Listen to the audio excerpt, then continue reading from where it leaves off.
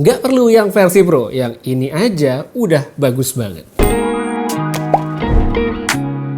Halo semuanya, kembali dengan Putra Reza di Project Review, dan ini dia Oppo Find X9 nggak pakai Pro. Ya, jadi ini adalah versi lebih murah dari flagshipnya Oppo tahun ini yang semakin bagus. Find X9 Pro aja, ini buat saya adalah salah satu Android terbaik tahun ini dengan kombinasi specs dan experience yang luar biasa sekali.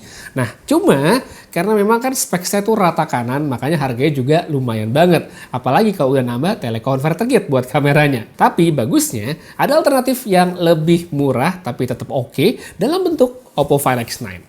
Sisi harga itu cukup banyak loh, paling nggak kalau kita lihat angka retail resmi di websitenya Oppo. Untuk Find X9, ini harganya adalah Rp14.999.000, sedangkan kalau Find X9 Pro, ini adalah Rp19.999.000. Bedanya 5 juta, banyak nggak tuh? Tapi dengan harga yang lebih murah, ternyata ini nggak jadi lebih jelek. Oke, langsung aja, ini dia handphonenya, Oppo Find X9.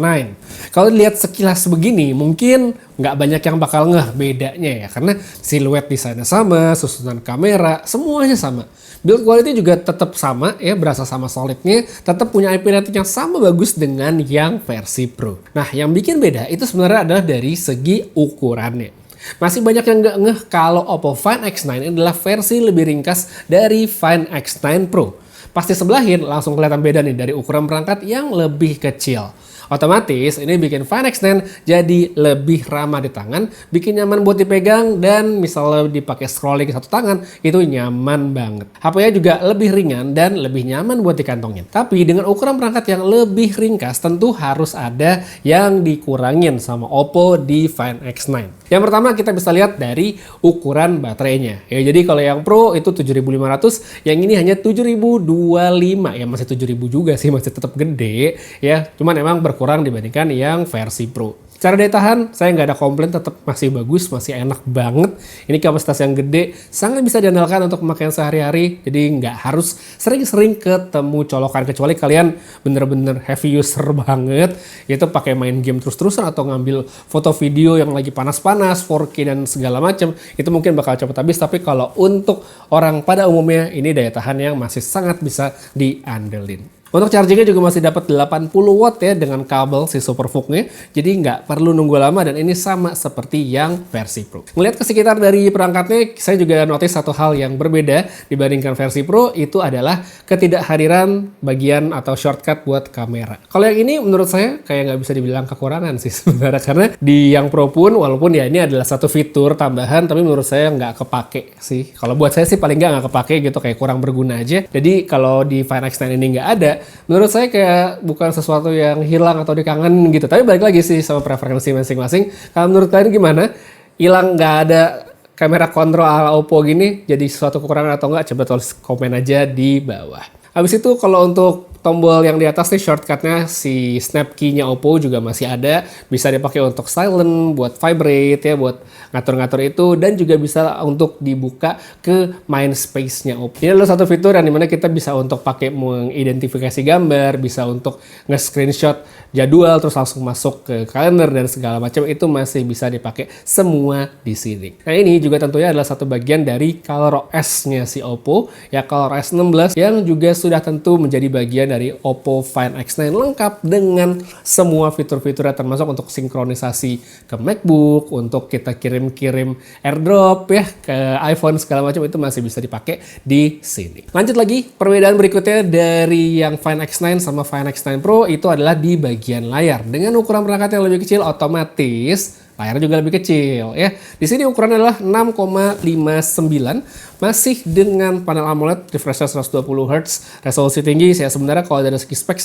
tidak ada perbedaan kecuali dari ukurannya ya. Jadi emang lebih kecil, lebih ringkas, tapi kalau dari segi visual, ketajaman, warna, kontras itu masih sama bagusnya seperti yang versi Pro. Jadi tetap layar yang premium banget untuk sebuah smartphone flagship. Bagian berikutnya, sekarang kita ngebahas soal chipset. Nah, ini juga satu poin yang menurut saya bagus banget dari Oppo Find X9, karena walaupun dia smartphone yang ya bisa dibilang flagship lebih murah dibandingkan versi Pro, tapi Oppo tetap memberikan chipset yang bagus banget, yaitu Dimensity 9500. Ini chipset yang powerful sekali, sangat bisa diandalkan untuk banyak hal, mulai dari multitasking ringan, kerjaan yang cukup intensif seperti ngedit-ngedit video, sampai main game, semuanya bisa. Jadi ini ya kecil-kecil tetap mendapatkan performance yang bagus dan dengan harga yang lebih murah dibandingkan yang versi Pro-nya. Nah, terus kalau untuk bagian RAM di sini ada dua varian ya untuk Find X9. Jadi ada yang RAM 12GB sama RAM 16GB seperti yang saya pakai sekarang. Jadi ini adalah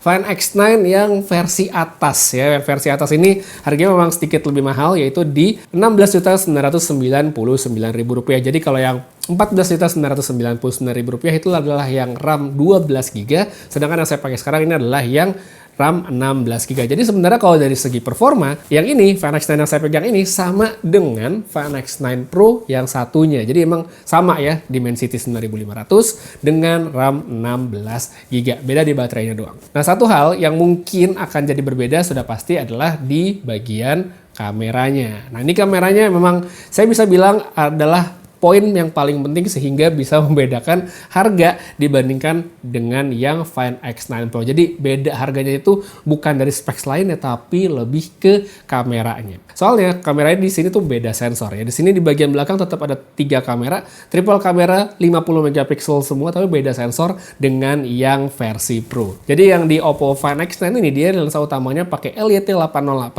dan telefotonya pakai LYT600. Ini beda dengan yang versi Pro. Nah, terus kalau kita ngelihat di mode kamera sebenarnya masih sama-sama aja, masih dengan kolaborasi Hasselblad, masih ada mode expand ya untuk foto yang lebar ya, untuk foto-foto yang lainnya juga masih bisa sama seperti yang versi Pro. Sekarang langsung aja kita lihat untuk hasil fotonya. Dengan perbedaan specs yang dibawa oleh Find X9, otomatis tentu saja hasil fotonya tidak akan sama dengan yang versi Pro. Saya nggak bilang jelek ya, karena ini masih kamera yang bagus sekali, masih standar flagship banget, nggak bisa dibilang jelek. Detailnya masih dapat, warnanya juga masih bagus ya. Jadi ini masih satu kamera yang menurut saya sangat bisa diandalkan, sekalipun tidak sama seperti yang versi Pro. Kemudian untuk lensa telefotonya ini juga berbeda ya, beda sensor, beda segala macam, beda jarak juga. Karena seperti yang kita bisa lihat di sini, untuk 1x emang sama-sama 23, tapi begitu kita geser ke 3x itu yang ada di Find X9 adalah 73 mm, yang ada di Pro itu 70 mm ya. Jadi fokalnya udah beda nih dari kedua smartphone ini. Dari hasil fotonya juga beda, sudah tentu gitu ya. Kalau menurut saya tetap yang Pro telefotonya lebih bagus karena memang secara sensor lebih bagus, tapi tidak membuat Find X9 menjadi kamera yang inferior gitu. Masih bagus, hasilnya masih bagus, cuma memang tentu tidak sebagus yang versi Pro. Nah, palingan yang menurut saya noticeable dari Oppo Find X9 adalah di lensa ultra wide-nya aja sih. Jadi kalau Oppo Find X9 Pro itu ultra wide-nya menurut saya bagus sekali, tidak banyak jomplang segala macam.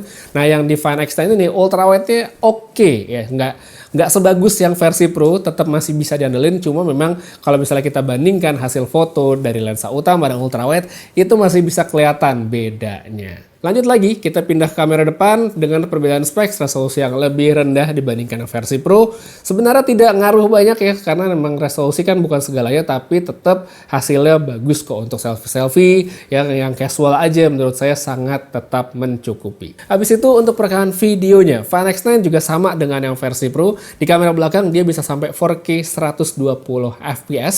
Ya, terus kalau untuk di kamera depan, walaupun resolusi kamera depannya Oppo Find X9 ini sedikit lebih kecil dibandingkan yang versi Pro, tapi perekaman videonya masih bisa sampai 4K 60 fps. Untuk yang nanya mode lock, ya di sini juga masih bisa dipakai. Jadi sekalipun dia bukan yang versi Pro, fiturnya masih tetap lengkap. Ya, dan sekarang kita sampelnya dari Oppo Find X9 di kondisi outdoor siang hari. Ini mendung, gerimis sedikit, jadi mungkin kita nggak bisa dapat dynamic range yang biru gitu, nggak dapat kemarin, padahal dapat biru, cuman kemarin nggak ngambil. Ya pokoknya gini hasilnya kalau pakai lensa utama, audio bisa langsung denger. Kita cobain ultra wide kali ya, ultra wide.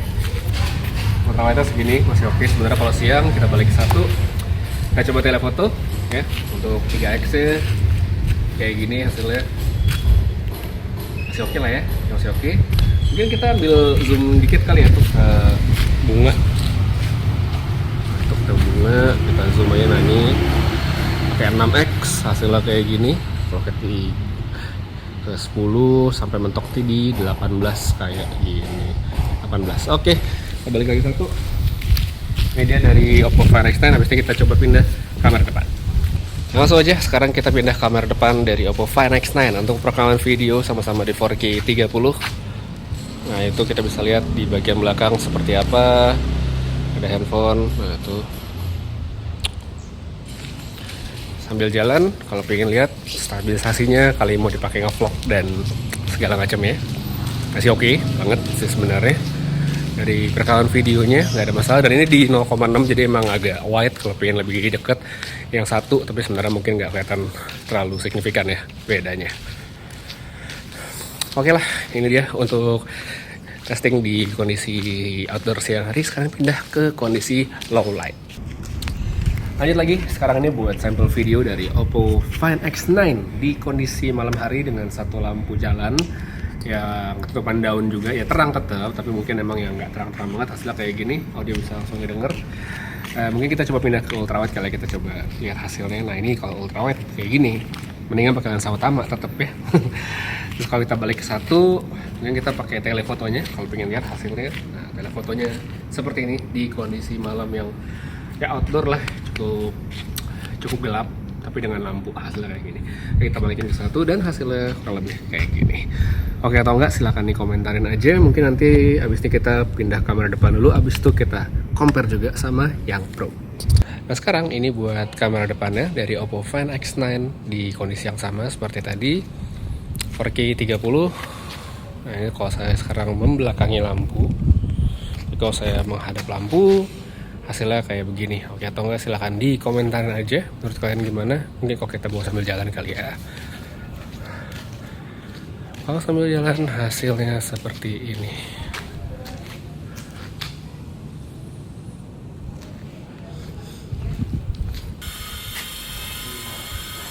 Oke, komparasi yang Pro sama yang biasa. Kan beda sensor nih, jadi ya, mungkin hasilnya bisa kelihatan beda dari kedua smartphone ini, tapi ya sama-sama di 4K 30. Audio bisa didengar itu lagi ada yang motong besi atau motong keramik gitu, jadi audionya bakal keganggu atau enggak kalian bisa langsung dengar sendiri. Pas sambil jalan lihat-lihat dynamic range ya nggak dapat nih, lagi mendung, tapi oke lah harusnya. Kita balik kita pindah ke ultrawide dulu, dapat yang lebih lebar seperti ini. Balik ke satu lagi dan mundur dikit, kita coba telefotonya karena ini sensornya beda ya, satunya periscope, satunya enggak, telefoto biasa. Ini dia hasilnya dari yang Pro sama yang tidak Pro. Okean mana? Komen aja di bawah. Habis ini kita lihat kamera depannya. Nah sekarang ini buat kamera depannya yang Pro sama yang tidak Pro di 4K 30 ya, keduanya di tempat yang sama, kondisi yang sama, settingan yang sama, hasilnya seperti ini. Jadi bawa sambil jalan. Oke, mana menurut kalian? Audionya juga bisa langsung didengar aja. Ya, itu dia buat kamera depan di kondisi outdoor siang hari dari Oppo Find X9 Pro dan Oppo Find X9. Sekarang ini buat sampel kiri kanan Find X9 Pro dengan Find X9 yang standar, hasilnya kayak gini di tempat yang sama untuk low-light tadi. Kita bisa lihat langsung perbedaannya. Mungkin kita switch ke ultrawide sama-sama. Ultrawide begini. Keduanya kita balik ke 1x, kita cobain telenya kali ya. Ini tele hasilnya seperti ini. Kita balik ke satu. Oke, itu dia perbedaan antara yang biasa dengan yang Pro. Menurut kalian gimana? Signifikan atau enggak? Komen aja di bawah untuk kamera belakang. Habis ini kita lihat sampel kamera depannya. Oke, sekarang ya kita cobain untuk kamera depan, compare Find X9 sama Find X9 Pro. Rambut udah beda dikit sama yang lain, yang tadi nggak apa lah ya. Ini kita sambil jalan di parkiran aja. Nah ini kalau menghadap ke sumber cahaya hasilnya kayak gini, warna langitnya bisa langsung kalian lihat ya. Kalau malam gelap, noise-nya gimana. Nah, kalau kesini yang lebih gelap, hasilnya seperti ini. Stabilisasi juga bisa langsung dilihat, audio bisa didengar apakah ada perbedaan antara versi Pro atau yang biasa. Oke, mana menurut kalian? Silahkan tulis saja pada kolom komentar di bawah. Di akhir 2025 ini, saya bisa bilang kalau para pencinta smartphone Android powerful yang punya ukuran compact, di Indonesia itu cukup banyak punya alternatif, dan salah satu yang bagus itu udah ada dalam bentuk Oppo Find X9. Ini adalah salah satu smartphone yang menurut saya recommended banget apabila kalian ngerasa yang versi Pro ini harganya tidak masuk budget ya. Saya nggak bilang mahal, tapi tidak masuk budget ya. Kalian masih bisa dapat performa yang sangat bagus di Find X9 dengan kamera yang bisa diandelin, layar yang tetap bagus, dan semua itu dikemas dalam form factor atau ukuran yang jauh lebih compact dibandingkan yang versi Pro. Jadi kalau misalnya kalian ngerasa butuh smartphone kecil-kecil aja, ya mungkin nggak kecil-kecil banget sih, tapi tetap lebih ringkas dibandingkan banyak smartphone flagship saat ini. Oppo Find X9 adalah satu smartphone yang sangat saya rekomendasikan untuk di akhir 2025 ini. Kekurangan yang berarti menurut saya tidak ada, palingan ya kalau kalian pengen pakai teleconverter kitnya Oppo yang ada di versi Pro itu tidak bisa, makanya kan mungkin Oppo bikin smartphone yang lebih kecil, karena kalau dibikin ukurannya sama yang versi Pro, ya otomatis kan casing dari teleconverternya, adapternya semua bisa dipakai di sini ya. Tapi Oppo membuat itu beda, makanya tidak bisa dipakai. Tapi di luar itu semua, Find X9 adalah smartphone yang sangat layak untuk kalian cobain. Bisa masuk wishlist, dan buat kalian yang pengen tahu promo dan segala macamnya, saya taruh aja linknya pada kolom deskripsi yang ada di bawah. Terus sekarang case kita aja dulu. Makasih banyak nonton sampai habis. Putri Reza pamit. Sampai ketemu lagi di video berikutnya. Dan seperti biasa, have a nice day.